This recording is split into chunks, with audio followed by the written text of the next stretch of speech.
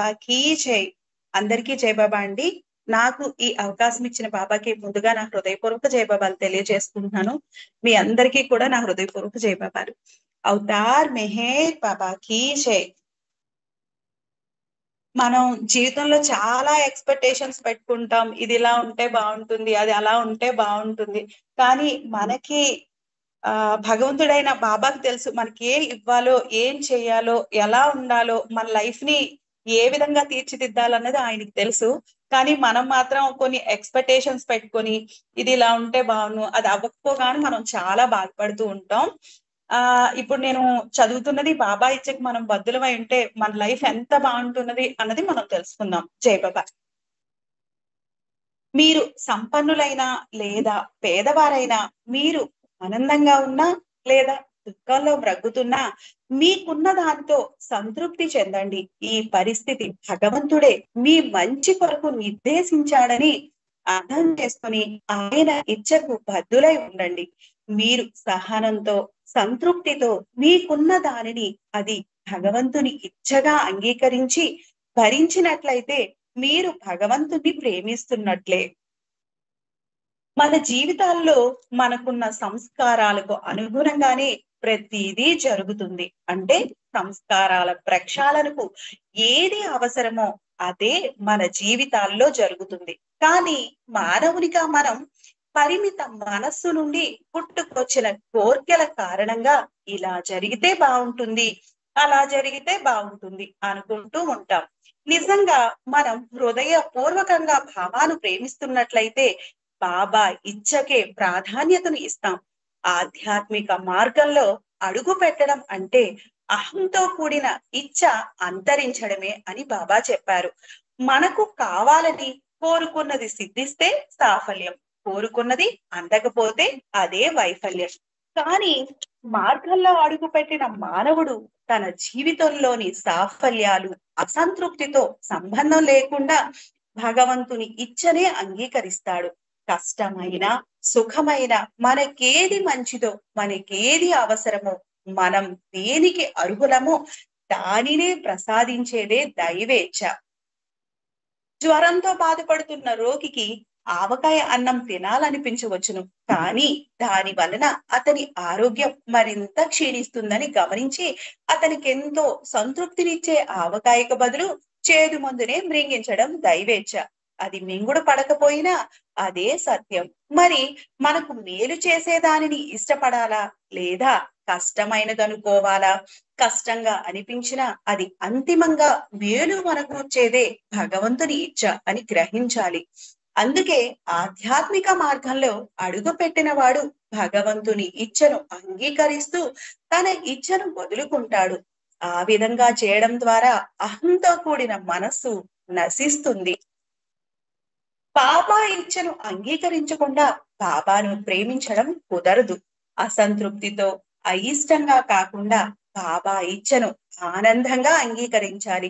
అప్పుడే బాబాను సంతోష పెట్టగలం. భగవంతుని ఇచ్చకు బద్ధుడైన బయాజిద్ భగవంతుని సంతోష పెట్టిన విధానం ఇలా ఉంటుంది. బయాజిద్ ఇలా చెబుతున్నాడు, ఒకసారి నేను కలలో సర్వోన్నతుడైన భగవంతుణ్ణి చూశాను. ఆ భగవంతుడే నన్ను ఇలా ప్రశ్నించాడు, బయాజిద్ నీకు ఏం కావాలి? దేవా, నీవు కోరుకునేదే నేను కోరుకుంటాను అని నేను చెప్పగానే సర్వోన్నతుడైన భగవంతుడు సంతోషించి నేను నీ వాడిని, నీవు నా వాడవు అన్నాడు. మరో సందర్భం, బల్క్ దేశానికి రాజైన ఇబ్రహీం తన వ్యక్తిగత సేవకుని ఎంపిక చేసుకోవడానికి కొంతమంది బానిసలను ప్రశ్నిస్తున్నాడు. ఎంపిక చేసుకున్న బానిస ఇబ్రహీంల మధ్యన సంభాషణ ఇలా ఉంది. రాజు, నిన్ను ఏమని పిలవాలి? మీకు ఎలా పిలవాలనిపిస్తే అలా పిలవండి. రాజు, నీకు ఎలాంటి దుస్తులు కావాలి? మీరు ఏ దుస్తులు ఇస్తే అవే ధరిస్తాను. రాజు, నీవు ఏ పని చేస్తావు? మీరు ఆజ్ఞాపించండి చాలు, ఏ పనైనా చేస్తాను. నాకంటూ ఏ కోరిక లేదు, మీ సేవ కొరికే నేనున్నాను. బానిస చెప్పిన సమాధానాలు విన్న రాజు ఇలా చెప్పాడు, నా అంతరంగం నన్ను ఇలా ప్రశ్నించింది. ఈ సేవకుడు నీకు సేవ చేసే విధంగా నీవు ఎప్పుడైనా భగవంతుణ్ణి ఆరాధించావా? సేవ చేశావా? అతని నుండి నేర్చుకో. బానిస తన యజమాని ఇచ్చకు 100% బద్ధునిగా ఉండడానికి ఏ స్థాయిలో సంసిద్ధుడయ్యాడో చూశాక సర్వోన్నతుడు రక్షకుడు అయిన బాబా ఇచ్చకు మనమెంత బద్ధులమై ఉండాలో తెలుసుకోవచ్చును. నిజమైన దైవీ ప్రేమికుడు ఒకడు ఉండేవాడు. అతడు చాలా ధనవంతుడు, ఆరోగ్యవంతుడు, మంచి పేరు ప్రఖ్యాతులు గలవాడు, చక్కటి కుటుంబంతో సంతోషంగా జీవిస్తూ ఉండేవాడు. అయితే కాలక్రమేణా అతని సంపద అంతా పోయింది. అది చూసిన అతని స్నేహితులు, నీవు నమ్ముకున్న భగవంతుడు ఏం చేస్తున్నాడు, నీకు సహాయం చేయమని ఆయన్ని ఎందుకు అడగవు అని చెప్పారు. సమాధానంగా ఆ దైవీ ప్రేమికుడు అంతా దైవేచ్ఛ ప్రకారమే జరుగుతుంది అన్నాడు. అంతేగాక తన ఆనందాన్ని ఇసుమంత కూడా చెక్కు చెదరనీయలేదు. ఆ తర్వాత కొంతకాలానికి అతని భార్య చనిపోయింది. అయినా అతడు దైవేచ్ఛకు తలొగ్గి అలాగే ఆనందంగానే ఉన్నాడు. సంపద, భార్య పోతేనే అతనికి మంచి కుమారులు ఉన్నారు, ఆరోగ్యంగా ఉన్నాడు, బోలెడంత పేరు ప్రఖ్యాతులు ఉన్నాయి. అందుకే అతడు ఆనందంగా ఉండగలుగుతున్నాడు అనుకున్నారు చుట్టుప్రక్కల వాళ్ళు. కొంతకాలానికి అతని కుమారులు ఒక ప్రమాదంలో చనిపోయారు. అతనికి కుష్టి వ్యాధి సోకింది. అది అతనిని కురూపిగా మార్చేసింది. అతన్ని ఎవ్వరూ దరిదాపులకు కూడా రానియలేదు. మిత్రులు, బంధువులు అంతా అతన్ని వెలివేశారు. అయినప్పటికీ అతడు చెలించలేదు. అతని ముఖంలో చిరునవ్వు చెదరలేదు. అతడు దేనిని ఎవ్వరినీ నిందించలేదు. దైవేచ్ఛను అంగీకరిస్తూ ఆనందంగా ఉన్నాడు. అతని ఆనందానికి మూలం భగవంతుడే. అశాశ్వతమైన ఈ సిరి సంపదలు, పేరు ప్రఖ్యాతలు, ఆరోగ్యం, కుటుంబం కాదు, శాశ్వతుడైన ఆ భగవంతుని ఇచ్చయే తనకు శిరోధార్యంగా భావించి అన్నింటినీ ఆనందంగా భరించాడు. ఎట్టి పరిస్థితులు ఎదురైనా అతడు నిరాశ, నిస్పృహలకు లోను కాలేదు. భగవంతుని పట్ల ప్రగాఢ విశ్వాసాన్ని కలిగి ఉండి సుఖంలో పొంగిపోకుండా, దుఃఖంలో కృంగిపోకుండా సమతుల్య స్థితిలో ఉండగలిగాడు.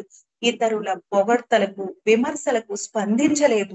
తన నిత్య సహచరుడైన ఆ భగవంతునిలో మునిగి ఉండడం ద్వారా తన ఆనందాన్ని కడ వరకు ఆస్వాదిస్తూ విజయుడయ్యాడు. అతనిలా కష్ట సుఖాలు రెండింటినీ ఒకేలా చూడగలిగితే బాబా ఇచ్చకు తిరుగులేని విధంగా అంగీకరించగలుగుతాం. మంచి చెడు పరిస్థితులన్నింటినీ నిశ్చలంగా ఉండగలుగుతాం. అప్పుడే భగవంతుని పొందగలిగే అర్హత సంపాదించుకుంటాం. మనం రోజు పాడే బాబా పాట స్వయంగా వ్రాసిన భుజావే అనే గుజరాతీ హారతిలో బాబా ఇలా చెప్పారు. మా ముర్షిదా మెహర్ బాబా, మేము మా శిరస్సులను నీ పవిత్ర పాద పద్మములపై ఉంచాము తండ్రి. ఎన్నో జన్మలుగా సాగే ఈ ప్రయాణంలో నీవే మా జీవన నౌకకు సారథివై మాయా సముద్రాన్ని దాటించి జీవన గమ్యాన్ని చేరుటకు దిశనిర్దేశం చేయు ప్రభు. ఎప్పుడైతే మనం పరిపూర్ణ గురువైన మెహర్ బాబాను ఆశ్రయించామో సంపూర్ణంగా ఆయనకు చెందిన వారం అయిపోతాం. అప్పుడు ఆయన మన జీవితాల్లో ఎటువంటి పరిస్థితులు కల్పించినా నా తండ్రి నా మంచికే అన్నీ చేస్తున్నాడు అనే విశ్వాసం కలుగుతుంది. అది సత్యం. మనం నమ్మినా నమ్మకపోయినా అది మాత్రం సత్యం. ఆయన మనతోనే ఉన్నారనే ధీమాతో ధైర్యంగా వాటిని ఎదుర్కోగలుగుతాము.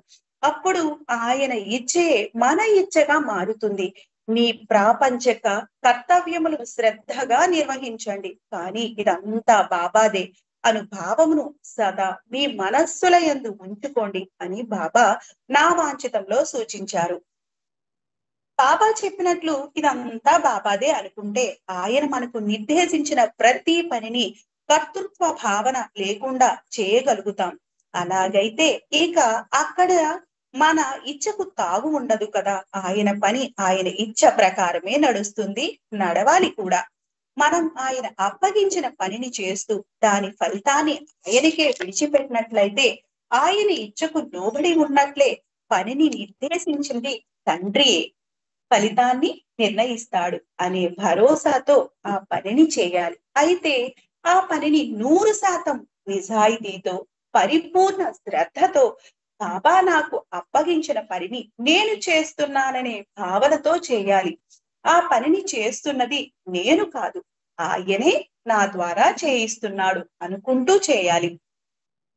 అప్పుడు మనం ఏ పని చేసినా బాబా ఇచ్చకు లోబడి చేసినట్లే కదా.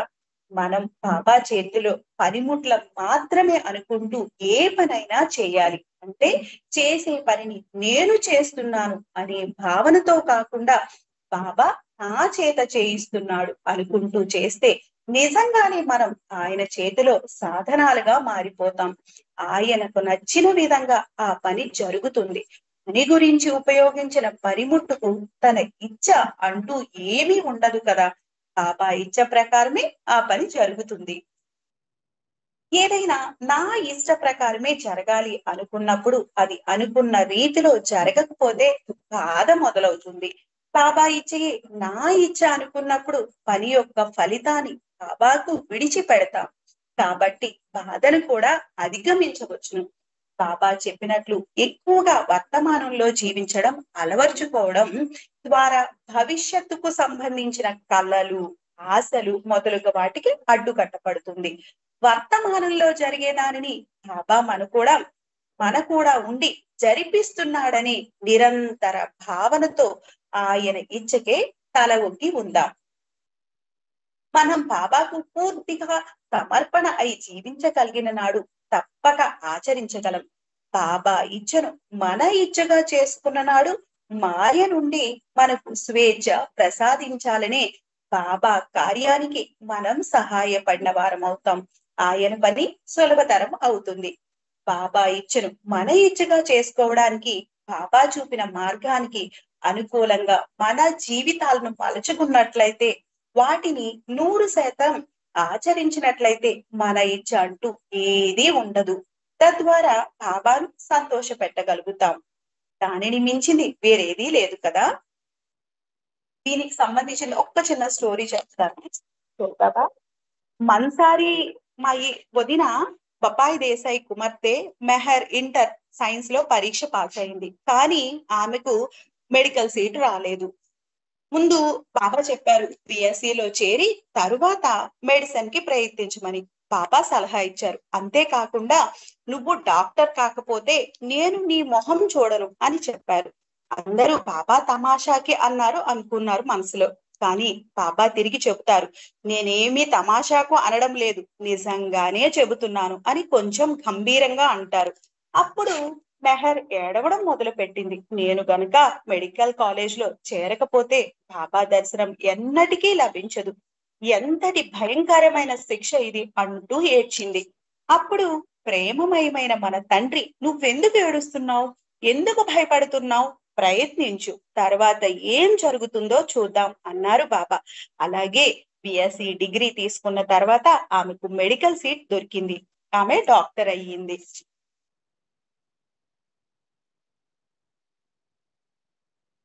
ఇప్పుడు ప్రేమకున్న మహోన్నత శక్తి కోసం కొంచెం తెలుసుకుందాం.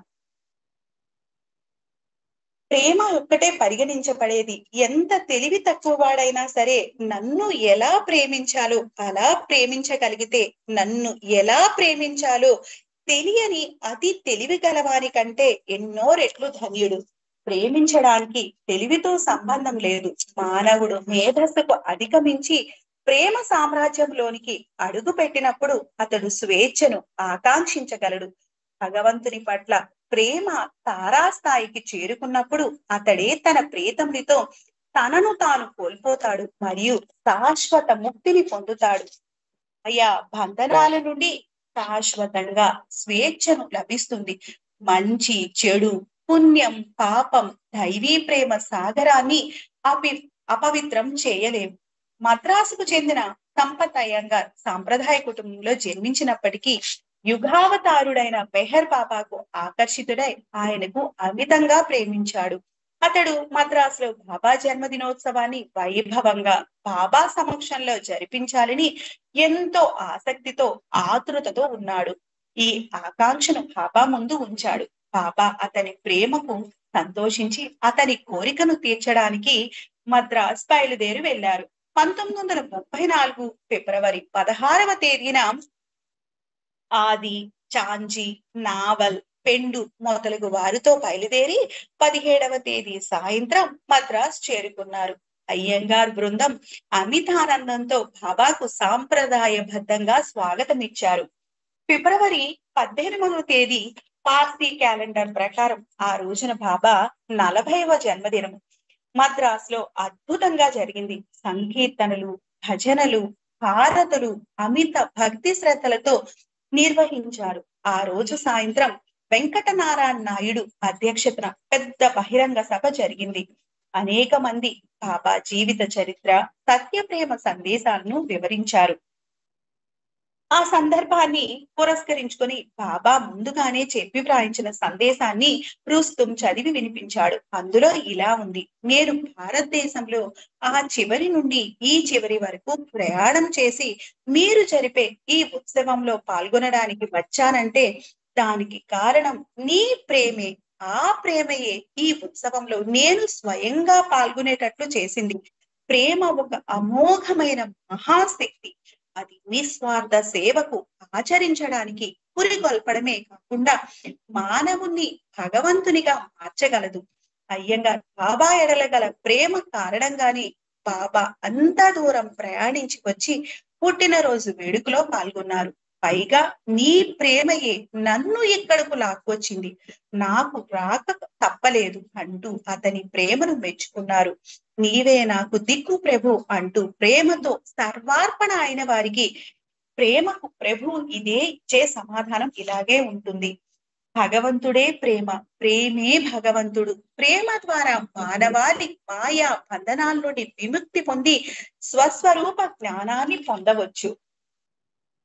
నిర్మలమైన ప్రేమ సాటిలేని శోభ కలిగి, దాని శక్తికి సౌమ్యం అనేదే లేదు. అది తరిమి కొట్టలేని అంధకారం అంటూ లేనే లేదు.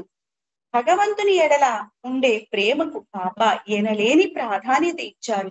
ఈ సృష్టి యావత్తు ఆవిర్భవించింది ప్రేమ కోసమే, మరియు ప్రేమ కోసమే దాని అస్తిత్వము కొనసాగుతూ ఉంది.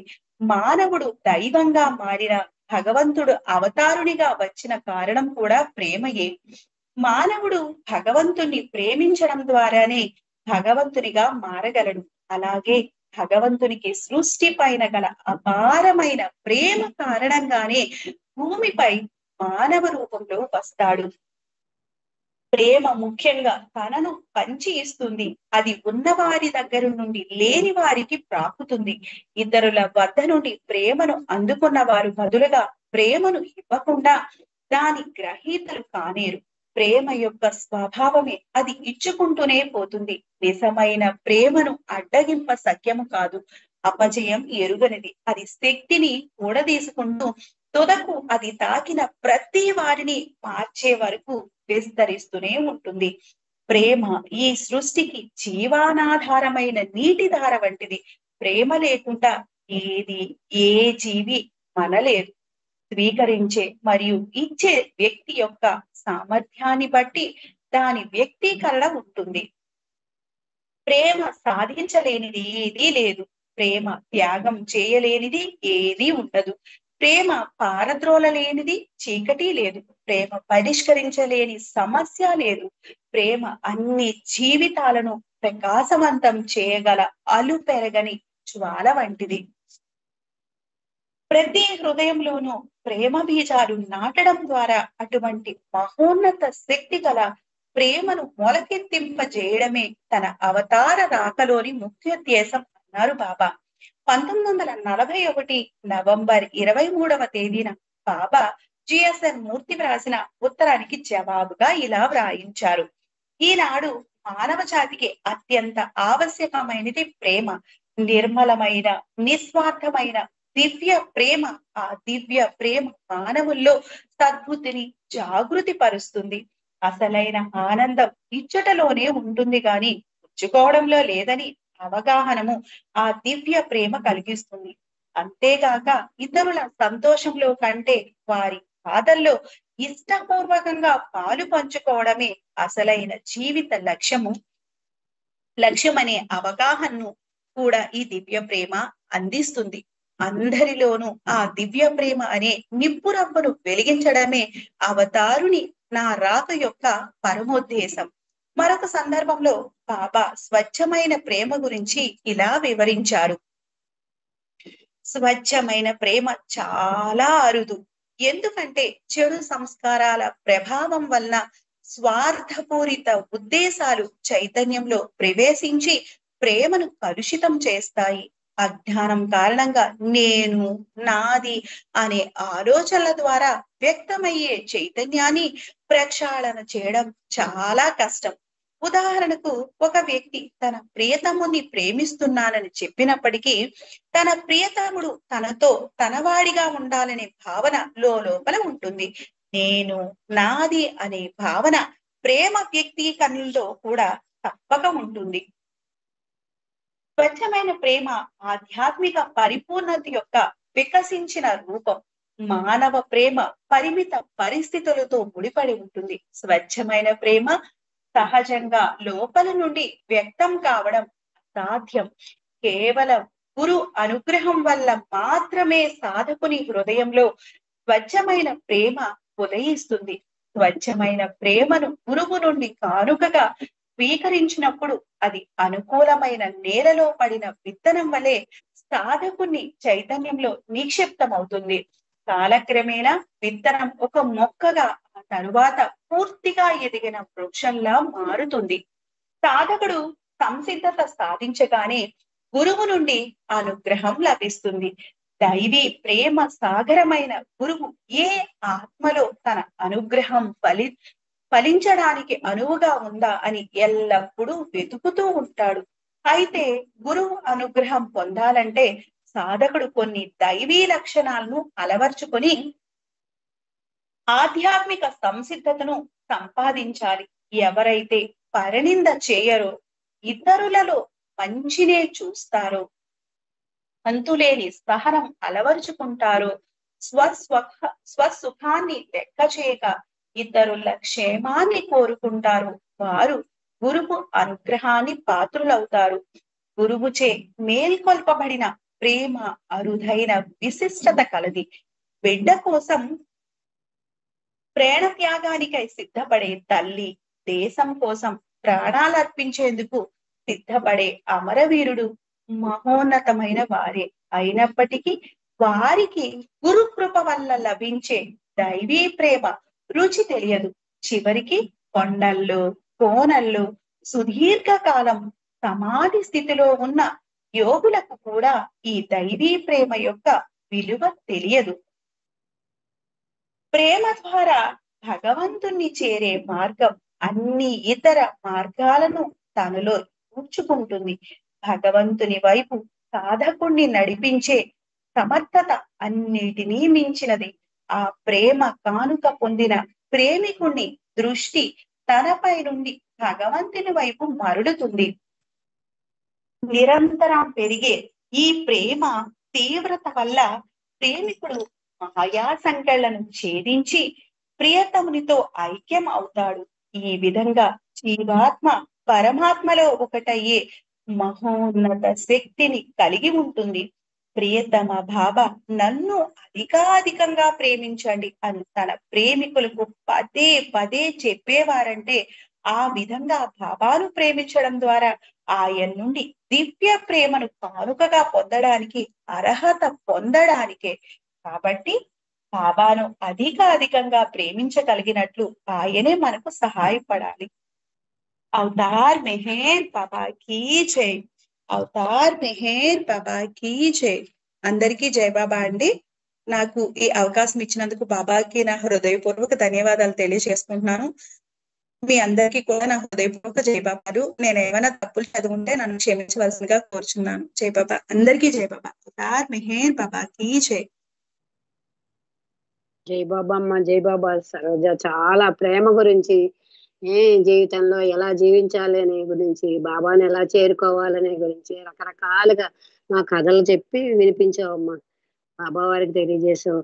బాబా వారి ప్రేమాశీస్సులు నీకు మెండుగా ఉండాలమ్మా. జై మెహర్ బాబా అమ్మ. ధన్యవాదాలు నీకు. అన్ని విషయాలు చక్కగా కూలంక